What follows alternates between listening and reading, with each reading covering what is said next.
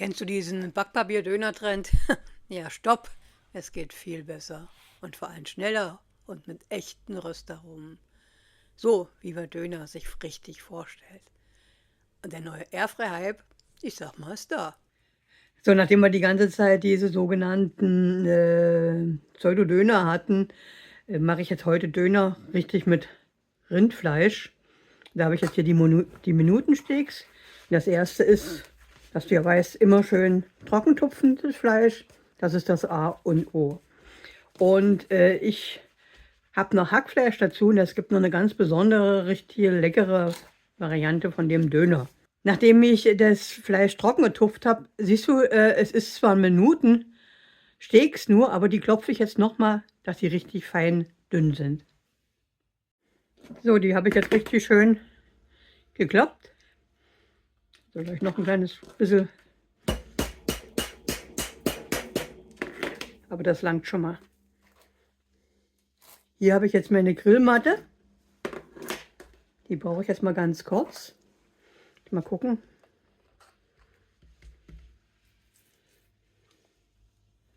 Ja. Dann mache ich das mit doppelter Schicht. Weil da habe ich ja noch mal zweimal. Aber das kommt jetzt erstmal beiseite. Also 250 Gramm Hackfleisch habe ich jetzt hier. Das würze ich jetzt kräftig mit Salz, Pfeffer,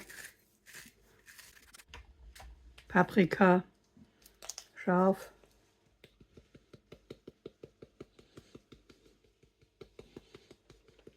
Also wirklich richtig gut kräftig würzen. Ein bisschen Chili. So, dann habe ich hier noch eine Knoblauchzehe, die ich jetzt so klein geschnitten habe. Die kommt noch mit daran.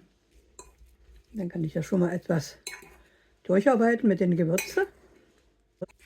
Das mache ich immer im trockenen Zustand. Die Gewürze alles durcharbeiten, bevor dann irgendwelche Soße oder was rankommt, damit die Gewürze sich besser verbinden überall. Das war auch mal ein Tipp vom Koch, der gesagt hat, wenn du Soße oder was dazu machst, würzt du das erst vorher. So. Und jetzt mache ich hier einen Löffel Mand drunter. Also du kannst das jetzt auch noch anders würzen. Bei Döner gibt es ja auch unterschiedlich gewürzt oder zubereitet. Ich habe jetzt mal diese Variante mir überlegt. Weil du kannst noch Petersilie und anderes noch mit unterarbeiten. Was ja oft in türkischen Gerichten, dass da viel Petersilie mit verwendet wird oder andere frische Kräuter. So, jetzt brauche ich auch mal ganz kurz Backpapier. Aber keine Angst, es gibt nicht den Backpapierdöner. Den hat man jetzt oft genug. Ich brauche das jetzt nur, damit ich die Masse das besser verteilen kann. Hier mal kurz gucken. Ich will das hier auf 2 aufteilen. Deswegen teile ich das jetzt hier mal. Das gibt die eine und das gibt die zweite Hälfte. Das kommt jetzt da nochmal runter. Dann das ist die erste Hälfte.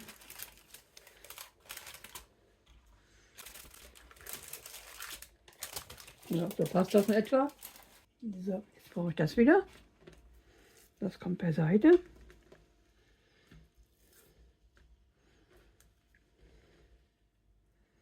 Und hier kommen meine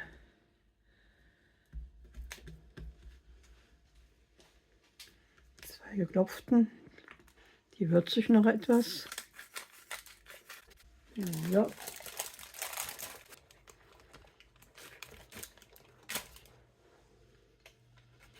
Darüber kommt jetzt die erste Schicht. Jetzt kommt das zweite Schicht Fleisch darüber.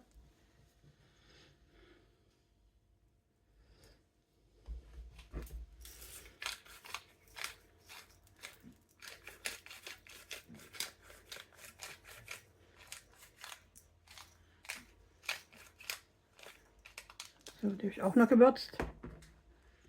Das wieder kurz beiseite. Also der zweite Teil vom Hackfleisch wird jetzt hier gerade ausgerollt, damit ich ihn jetzt oben drüber geben kann. So wie es beim ersten schon war, verteile ich jetzt die Masse auf den zweiten und habe auch zugesehen, dass es wieder gleichmäßig dünn ausgerollt war. Dafür ist das mit dem Backpapier ideal, aber nicht für mehr. So, ich habe das einmal auf der Silikonmatte gemacht, dann kommt auch Luft von unten rein. Zum anderen kann ich das wunderbar jetzt transportieren und in meine Heißluftfritteuse in meinen Korb reinpacken. So, schau, so ist es mit der Matte jetzt da drin. 1 auf 200 Grad und 10 Minuten. So, schauen wir mal rein. Man, das sieht doch schon gut aus. Und weiter. So, dann schauen wir mal, die Zeit ist rum. Guck mal, der sieht doch schön, richtig schön saftig aus. Jetzt drehe ich das einmal. Ich habe eine zweite Grillmatte.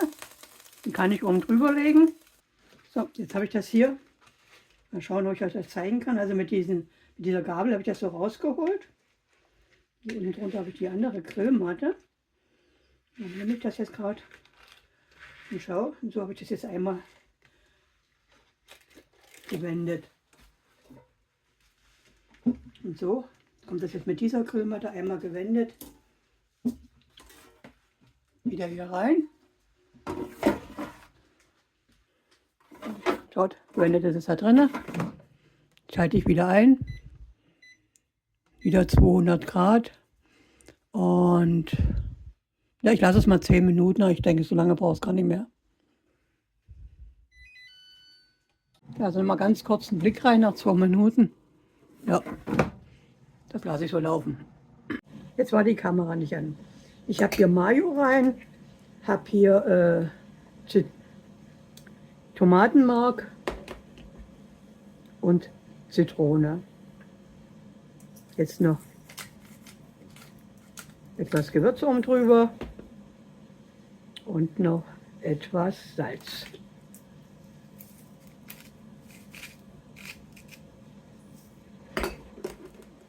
Ja.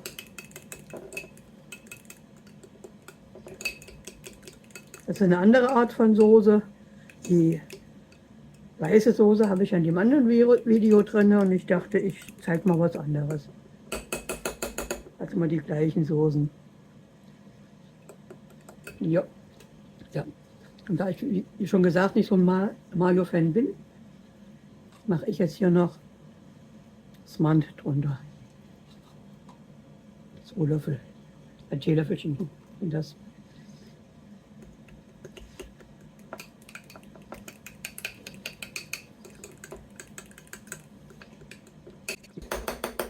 Ja. Die Soße ist auch fertig. Dann brauche ich jetzt noch Salat. So, da hatte ich schon Tomate aufgeschnitten. Da kommt jetzt mein Salat noch mit dazu. So, schau mal, so sieht das jetzt aus nach 8 Minuten. Also 10 Minuten wird mir zu lang, aber so hat das richtig schön Röstaromen. Das kommt jetzt mal ganz kurz noch in Alufolie. Da kannst du ein bisschen nachruhen. Also hier in Backpapier habe ich gepackt, nicht in Alufolie. So, jetzt packe ich mal das Fleisch aus.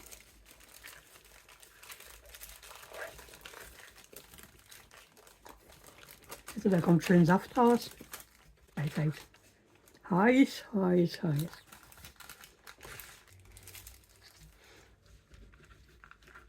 Und jetzt schnell hätte ich das so runter. Das hast du jetzt richtig wie ein Döner.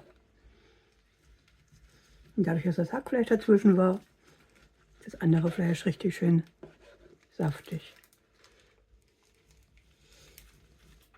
Du hast die Röstaromen, du hast richtig saftiges Fleisch.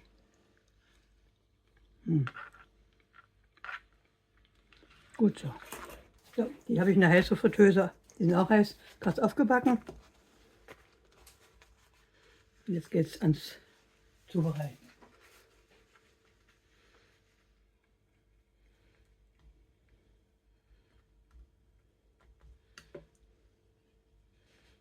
Löffel Soße. Mein Salat hatte ich jetzt auch noch rote Zwiebeln mit dazu.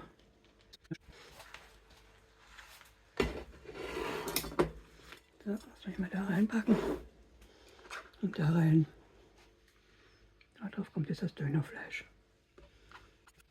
Ja, und der Vorteil von diesem Döner jetzt so zubereitet ist, dass du wirklich richtig Rindfleisch hast und das Rindfleisch schön saftig bleibt. Dadurch, dass das Hackfleisch ja zwischendrin war, konnte das Rindfleisch nicht austrocknen. Und schau, du siehst richtig schön auch die Röstaromen. Also so stelle ich mir auch einen richtigen Döner vor. Das andere, okay, das kann man mal machen, schnell zwischendrin. Das war ein lustiger Hype. Ja, und jetzt habe ich mir gedacht, was passt dazu? Super als Gegen-Gyros. Kannst du auch ganz einfach lecker in der Heißluftfritteuse zubereiten. Und wie ich das gemacht habe, habe ich hier in diesem Video für dich festgehalten. Ja, hier habe ich jetzt einen Teelöffel Kümmel, den ich mit dem Mörser jetzt gut verteilen muss da drin, also klein stampfen. Ja, und das merkst du dann auch, desto besser du das dann klein verreibst da drin. Der Duft von dem Kümmel, das geht alles wunderbar auf. Das riechst du einfach schon, das merkst du. Da kommt der Kümmel besser zur Geltung. Ja, jetzt habe ich hier wieder meine kleine Mühle. Da habe ich meine Knoblauchzehe schon rein. Und die Knoblauchzehe das entsprechend jetzt klein gehäckselt. Jetzt habe ich mir überlegt, dass ich meinen Kümmel mit dazu reinpacken kann. Und kann das mit dem Kümmel da drinnen auch nochmal klein mahlen. Dann kann der Kümmel doch noch von der Intensivität noch besser sich entfalten. Und ich kann dir sagen, das hat wunderbar geklappt. So, jetzt habe ich hier mein Fleisch, das ich jetzt hier klein schneide, so wie man das entsprechend ja für den Gyros danach auch braucht. Und ich kann dir eins sagen, ich bin jetzt bei dem Duft von dem Kümmel und den Knoblauch, habe ich richtig Urlaubsgefühle wieder bekommen. Der Duft, der steckt so toll an. Kennst du das, wenn du im Urlaub bist und du nimmst eine Flasche Wein und trinkst die da danach und der Duft, der kommt wieder hoch und dann fühlt sich wie in Urlaub reinversetzt. Ja, beim Wein nimmst du die mit, dann ist das nicht, aber wenn du nachher zu Hause bist und das mit dem Gyros, da hat das wunderbar geklappt. Ja, und jetzt bin ich schon danächst, weiter geht's mit einer Zwiebel, die ich jetzt hier klein schneide. Und die Zwiebel muss jetzt wirklich ganz, ganz fein geschnitten werden, weil desto dünner, desto feiner die ist, desto besser wird das einfach danach bei dem Gericht. So, jetzt habe ich hier ein Schälchen, da habe ich mir meine Gewürze schon parat gemacht. 2 Teelöffel Majoran, 2 Thymian und Paprika edelsüß. Das habe ich alles da schon drin vorbereitet und das kommt jetzt zu dem Fleisch da oben drüber dazu. So, jetzt habe ich hier von meinen kleinen Häcksler noch die Sachen. Das war ja meine Knoblauchzehe, die ich klein gehäckselt hatte, mit meinem Kümmel. Das kommt jetzt noch mit da oben drüber. Den Rest von der Zwiebel, den hatte ich auch noch mit klein reingetan und das noch mit gehäckselt. Das kommt jetzt in die Dose. Die Dose verschließe ich jetzt hier. Und dann wird sie kräftig geschüttelt, damit das Ganze sich schon gut verteilt. So, nachdem ich das jetzt richtig schön durchgeschüttelt hatte, mache ich das Ganze nochmal auf, verteile das Ganze nochmal, schaue, ob auch überall gut das verteilt ist. Und als nächstes geht es ja schon weiter, dass jetzt hier meine Zwiebelringe, die ich jetzt hier habe, in der Schale drinne gut verteilt werden, oben drüber. So, hier nochmal schließen und nochmal kräftig schütteln das Ganze. Hopsa, meine Kamera. Also musst du wirklich gut schütteln, dass es ja wunderbar alles gleichmäßig verteilt ist. So, nochmal aufmachen. Wir sind ja noch nicht fertig. Ja, jetzt wird das Ganze nochmal gut verteilt, die Zwiebeln untergemischt. Da hätte ich eine größere Schale nehmen sollen, dann wäre das etwas einfacher gewesen. Ja, als nächstes brauche ich jetzt hier noch Zitrone. Und da habe ich jetzt 2 Esslöffel Zitrone, die ich brauche. Also ich habe da jetzt einen Teelöffel zwar in der Hand, aber es müssen 2 Esslöffel sein.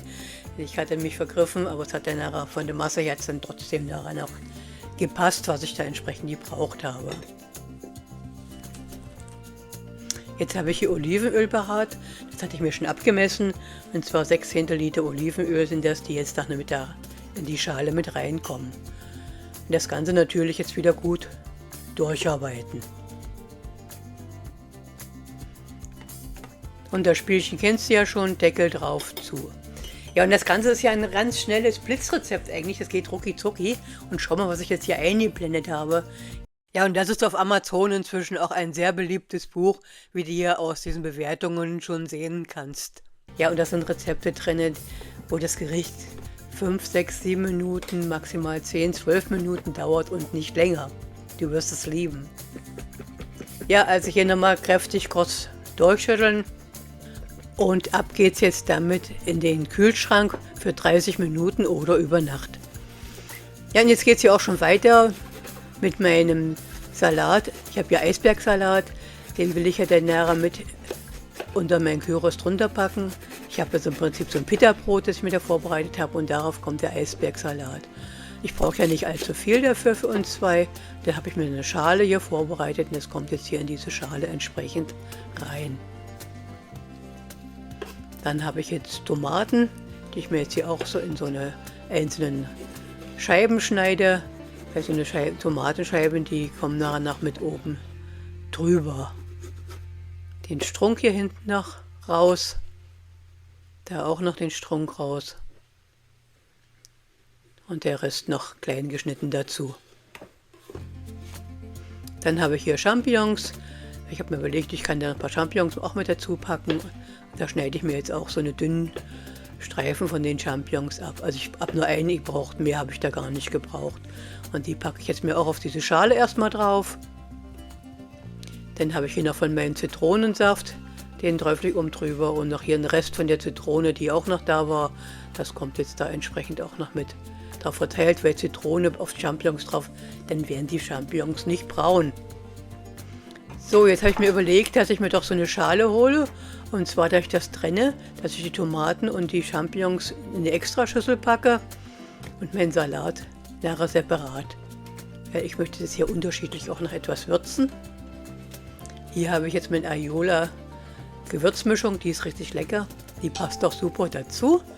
Die habe ich jetzt gerade noch über diesen Salat oben drüber gegeben und vermischt das Ganze jetzt, arbeite ein bisschen drunter durch. Dadurch, dass ich jetzt wunderbar geteilt habe, kann ich jetzt rausnehmen und kann jetzt hier meine Champignons und meine Tomate, mit den Mozzarella-Tomatensalz noch etwas würzen.